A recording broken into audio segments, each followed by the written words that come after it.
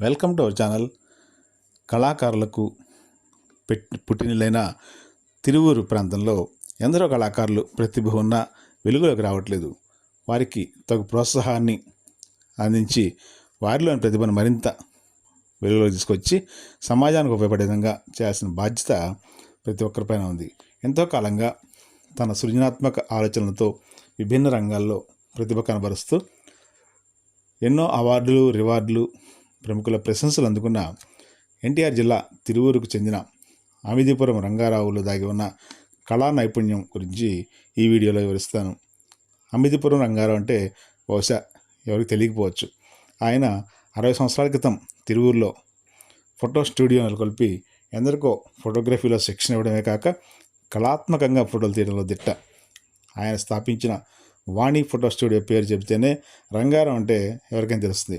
అందుకే ఆయన్ని అందరూ వాణి రంగారావుగా వ్యవహరిస్తారు.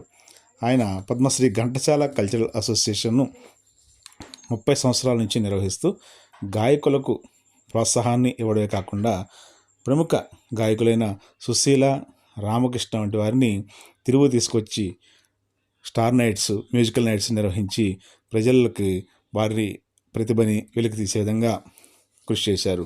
ఘంటసాల పాటలు, పద్యాలు రంగారావు పాడితే అమరగాయకుడి గాత్రమే వినిపిస్తుంది. దివంగత సినీ అమరగాయకులు ఘంటసాల వెంకటేశ్వరరావు జయంతి, వర్ధంతి కార్యక్రమాలని ఏటా నిర్వహిస్తూ ఆ సంప్రదాయాన్ని ఇప్పటికి కూడా ఆయన కొనసాగిస్తూనే ఉన్నారు. ఆయనలో మరో ప్రతిభ కూడా దాగి ఉంది. ఎవరి ఫోటోనైనా ఎదురుగా ఉంచితే క్షణాల్లో పెన్సిల్తో అచ్చుగుద్దినట్లు బొమ్మ వేసేస్తారు. ఇప్పటి కనీసం 1000కి పైగా పెన్సిల్ ఆర్ట్స్ వేసిన రంగారావుకు తెలంగాణ, ఆంధ్రప్రదేశ్ రాష్ట్రాల్లోని పలు సాంస్కృతిక సంస్థలు, సామాజిక సంస్థలు ప్రశంసలు, పురస్కారాలు అందించాయి.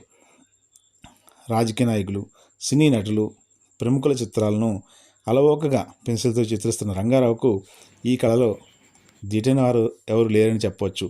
పెన్సిల్తో గీసిన బొమ్మైనా కెమెరాలో తీసిన చిత్రంతో సమానంగా మంచి నాణ్యతతో, అలాగే జీవకళ ఉట్టిపడే విధంగా చక్కటి కళారూపంతో ఈ బొమ్మల్ని గీయడం అనేది రంగారావు యొక్క ప్రత్యేకత. తిరుగు ప్రాంతంలో గత 30 సంవత్సరాల్లో రంగస్థల కళాకారులకు ఒక కార్యాలయాన్ని ఏర్పాటు చేసి ఔత్సాహికులను ప్రోత్సహిస్తూ వారికి అవసరమైన శిక్షణ కూడా ఇప్పిస్తూ వాణి రంగారావు ఇప్పటికీ కూడా వృద్ధాప్య దశలోనూ కళా తపస్సు చేస్తూనే ఉన్నారు. వారికి భగవంతుడు ఆయురారోగ్య ఐశ్వర్యాలు ఇచ్చి మరింతమంది కళాకారులను తయారు చేయాలని, తన కళా నైపుణ్యాన్ని 10 మందికి పంచాలని ఆశిస్తున్నాం. Thank you very much.